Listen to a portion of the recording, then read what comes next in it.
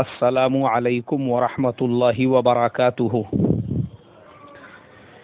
محترم بھائیوں، بزرگوں، دوستو، یہ ہمارا نکاح کے بیان کا 16واں حصہ ہے۔ محترم بزرگوں، جیسا کہ پچھلے ایک دو اسباق میں یہ بتا چکا ہوں کہ جو طے ہونے والی چیزیں ہیں وہ ہمارے یہاں پہ طے نہیں ہوتی۔ جیسے مہر کا مسئلہ تھا، وہ میں پچھلے سبق میں پورے مسائل کے ساتھ ڈیٹیل میں بتا چکا ہوں، اور فضول چیزیں طے ہوتی ہے۔ اب وہی جو فضول چیزیں ہیں ان میں سے ایک اور چیز جو صراحتاً ناجائز اور بدعت ہے، وہ ہے رسم کرنا، منگنی کرنا، یا اس کو کچھ علاقے میں ساکھر پوڑے کے نام سے جانا جاتا ہے۔ لڑکے اور لڑکی والے منگنی کرتے ہیں۔ کہاں ہے مجھے بتاؤ نا، صحابہ کے زمانے میں کتنوں کی منگنی ہوئی تھی، اللہ کے پیارے نبی صلی اللہ علیہ وسلم کے زمانے میں، پھر ہمارے یہاں پہ کیوں منگنی ہے؟ اچھا چلو، عام لوگوں کی بات چھوڑ دو، جو حضرت ہمارے یہاں پہ اکابر بنے ہوئے ہیں ان کے بچوں کی بھی منگنی ہو رہی ہے۔ جو حضرت ہمارے یہاں پر پورے ایریے کے ذمہ دار بنے ہوئے ہیں ان کے یہاں پہ بھی رسم ہو رہا ہے، ساکھر پوڑا ہو رہا ہے۔ یہاں تک کہ ہمارے یہاں کے مفتی صاحب کے بچوں کے بھی ساکھر پوڑے ہو رہے ہیں، امام صاحب کے بیٹی کی بھی رسم اور منگنی ہو رہی ہے، اور مدرسے کے محتمم صاحب کے بچوں کے بھی ساکھر پوڑے، ان کے بھی رسم، ان کی بھی منگنیاں ہو رہی ہے۔ تو جب یہ قوم کا جو ذمہ دار طبقہ ہے ان کے گھروں میں جب منگنی والی رسم زندہ ہے، تو مجھے بتاؤ جو عام مسلمان ہیں بیچارے، ان کے گھروں سے یہ بدعت کہاں سے ختم ہوں گی؟ اور منگنیاں بھی کیسی؟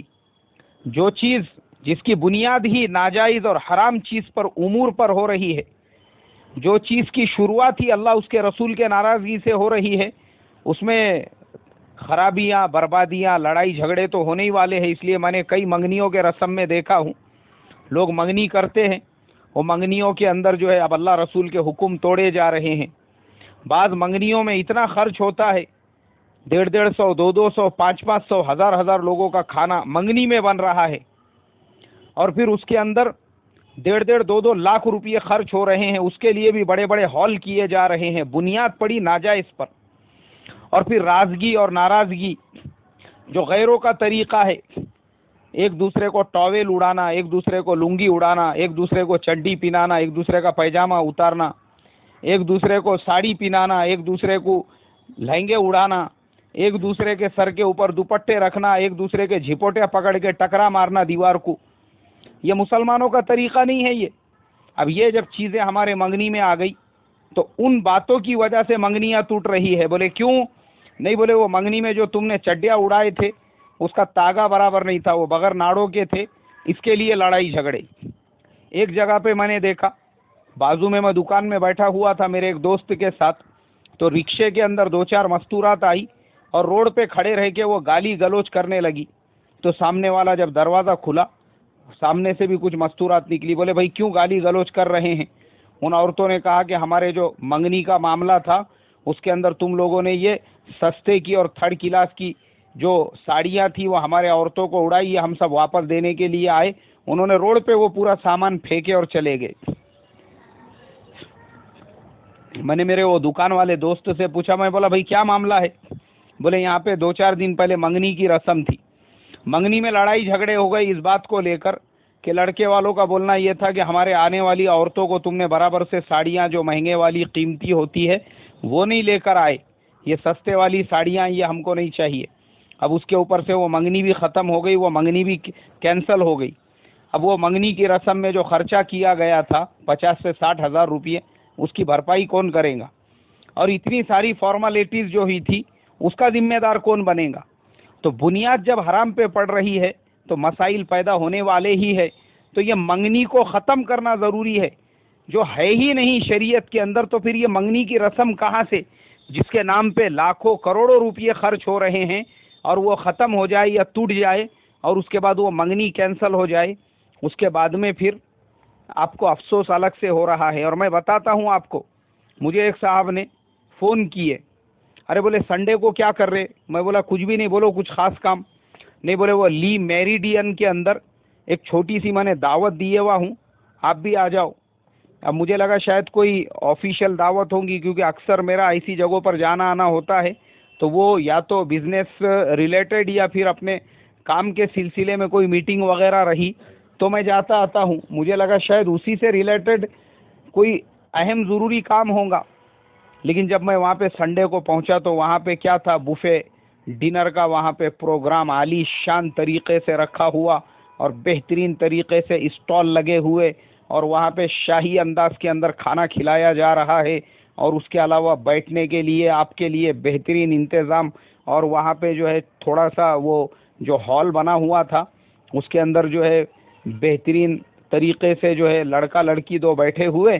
تو میں نے ہمارے وہ دوست سے بولا، میں بولا بھائی کس لیے تم نے دعوت دی ہے، کیوں بلائے مجھے لگا کوئی میٹنگ ہوگی، کچھ پروگرام. ارے بولے نہیں نہیں نہیں بھائی، کوئی میٹنگ وغیرہ نہیں ہے، یہ اپنے بچے کی منگنی ہے یہاں پر. میں بولا یار منگنی اتنے بڑے 5 اسٹار ہوٹل میں کرنے کی کیا ضرورت تھی. نہیں بولے کیسا ہے، بچہ جو ہے اپنا فلانے کمپنی کے اندر کلاس 2 کی پوسٹ کے اوپر ہے، تو اس کا جو اسٹیٹس ہے اس کے حساب سے مہمان بھی ویسے ہی آنے والے تھے. وہ حساب سے ہم نے طے کیے کہ چلو خرچہ ہوا تو ہوا، ایک بار خرچہ ہونے والا ہے، اس لیے کوئی اچھی جگہ پہ رکھو. اور میرے بیٹے نے پہلے ہی بول دیا تھا کہ اپنے ایریے کے جو ہال رہتے بولے ویسے کسی ہال کے اندر رکھو مت، گلشن ہال اور باغبان ہال اور باغیچہ ہال، ایسے ہالوں کے اندر میرے دوست لوگ آنے والے نہیں. 5 اسٹار ہوٹل میں رہے گی تو ہی وہاں پہ آ سکتے ہیں، اس کے لیے بولے ہم نے یہاں پہ رکھے.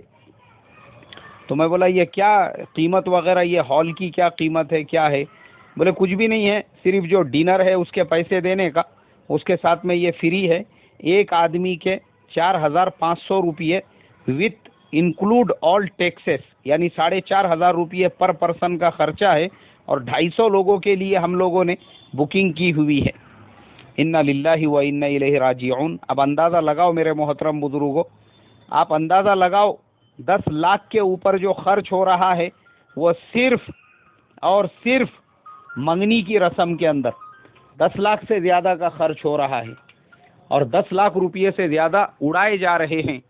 اب میں آپ کو آگے کی اسٹوری بتاتا ہوں. وہ منگنی ہو گئی، ساری چیزیں ہو گئی، اس میں یہ تو خالی خرچہ تھا کھانا کھلانے کا لوگوں کو اور دعوت دینے کا. اس کے علاوہ وہاں پہ 8-10 کیمرہ مین، اس کے علاوہ وہاں پہ جو سجانے والے اور لوگوں کو ویلکم کرنے والے اور ان کو ٹاول اڑانے والے، یہ تمام خرچے ملا کے تقریباً 14 سے 15 لاکھ روپیے میں وہ منگنی گئی.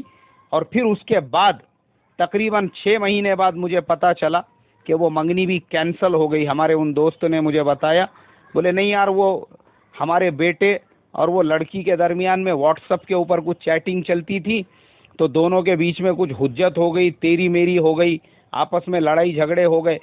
اور اس کے بعد میں بولے وہ لڑکی نے بول دی کہ بھائی تیرے ساتھ میرا جمنے والا نہیں ہے، تمہارا منگنی کا سامان ہم واپس بھیج رہے ہیں.